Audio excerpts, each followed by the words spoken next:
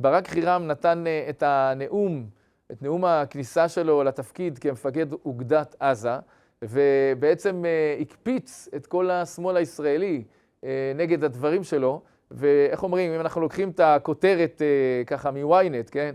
עמידתנו איתנה בניגוד מוחלט לתרבות הישראלית המנותקת מעברה. איך אומרים, הדבר הזה כנראה גרם להרבה אנשי שמאל לקפוץ, ובאמת, איך אומרים, איך אפשר לקפוץ, איך אפשר להתנגד, דברים כל כך מדויקים. הוא עוד אמר, הפער בין 23 ל-24 הוא מעל לכל דמיון, אז התמסרנו בעיקר להווה, אויבינו זיהו זאת, כל מה שאני לא אוסיף מילים שלי, והאמינו כי זו שעת הכושר להשמדתנו.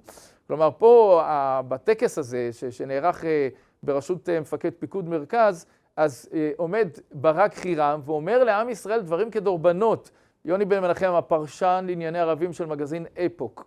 אנחנו בשידור חי, אנחנו שמחים שאתה פה איתנו, וחברים, אנחנו צריכים את הלייקים שלכם כדי לקדם את השידור החי, והצטרפו ליחידה. עכשיו חברי היחידה עומדים להיפגש ביחד במפגש מאוד חשוב, רביעי חמישי לתשיעי, מלון בראון תל אביב. יהיו פאנלים, יהיו ויכוחים, יהיו הרצאות מיוחדות, יהיו דיונים, יהיה מעניין להיפגש, לדבר, לחלוק. זאת ההזדמנות שלכם. הצטרפו ליחידה בקישור כאן מתחת לנגן. יוני בן מנחם, אנחנו שומעים את ברק חירם, המפקד החדש של אוגדת עזה, שאני יכול להעיד מהלוחמים בשטח, שאומרים שלהיות תחת ברק חירם זה אחרת, זה פיקוד ברמה אחרת, בתקיפות אחרת, והוא עומד בטקס הזה של קבלת התפקיד, ואומר את המשפט הבא, עמידתנו איתנה בניגוד מוחלט לתרבות הישראלית המנותקת מעברה.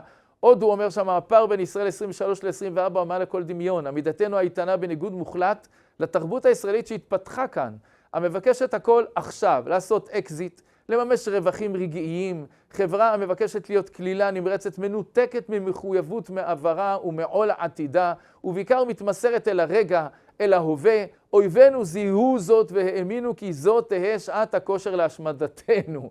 איך אומרים? חיכינו הרבה זמן לשמוע מפקד בכיר בצה"ל שמדבר בשפה כזו. מה דעתך על הדברים? ואולי בשולי הדברים, אולי גם, תשמע, אני מקווה שהוא לא ישלם מחיר עם הצמרת הקיימת של צה"ל למשמע נאום כזה. קודם כל מילה בסלע. דבר שני, אחרי שהוא כבר מונה מפקד אוגדת עזה, על ידי הרמטכ"ל, אז אף אחד לא יעיז לגעת בו. מה עוד שהוא לא עשה שום דבר, הוא לא התראיין לאיזה אמצעי תקשורת בלי אישור או משהו כזה.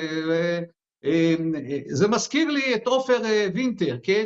כל קצין בכיר בצבא שבא ומציב ראי מול הצמרת של צה"ל, או מול החברה הישראלית, כמו שעושה עכשיו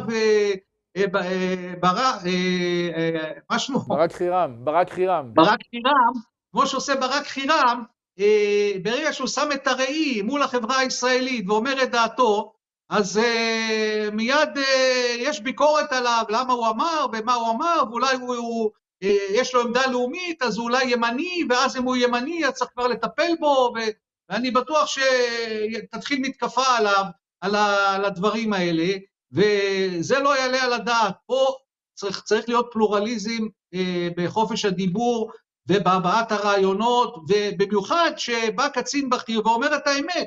זאת האמת שלו, במקרה גם אני מסכים לה, אני בטוח שעוד רבים מסכימים לדבר הזה, ואי אפשר להסתער עליו ולעשות לו איזה תהליך של דמוניזציה, כמו שעשו לעופר וינטר. הדברים האלה חייבים להיעלם מהעולם, אני מייפה את כוחו, אני במקומו הייתי מבקש אישור מהרמטכ"ל, אפילו להתראיין על העניין הזה, כמובן לא לצאת לתקשורת בלי אישור, אבל זכותו להגיד את הדברים האלה, זכותו שתהיה לו עמדה כזאת, הוא לא הביע פה איזו עמדה פוליטית, תמך במפלגה כזאת או אחרת, הוא דיבר על ערכים, הוא דיבר על החברה הישראלית, ואני לא רואה בזה שום פסול.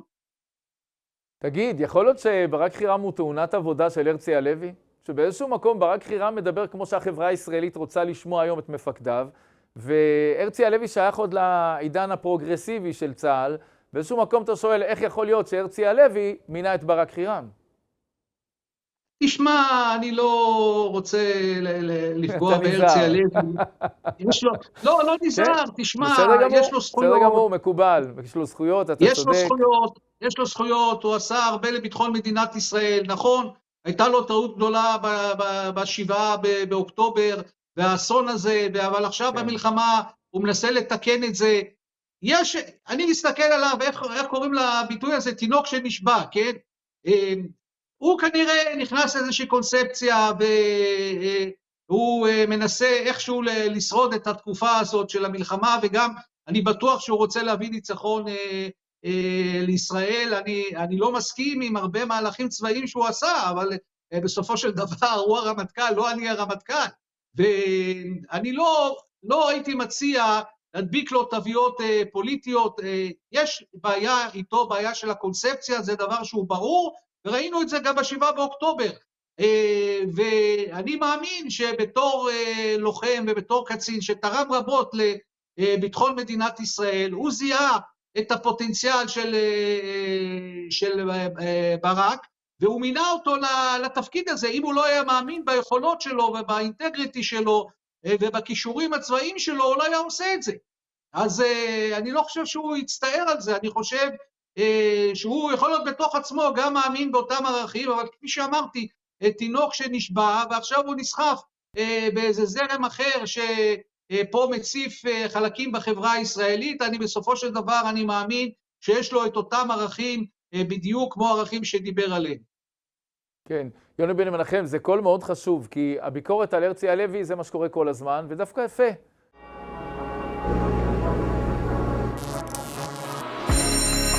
כדי שמערכות חירום יפעלו בזמן אמת, חשוב לתדלק סולר איכותי ולבצע רענון סולר פעם בשנתיים.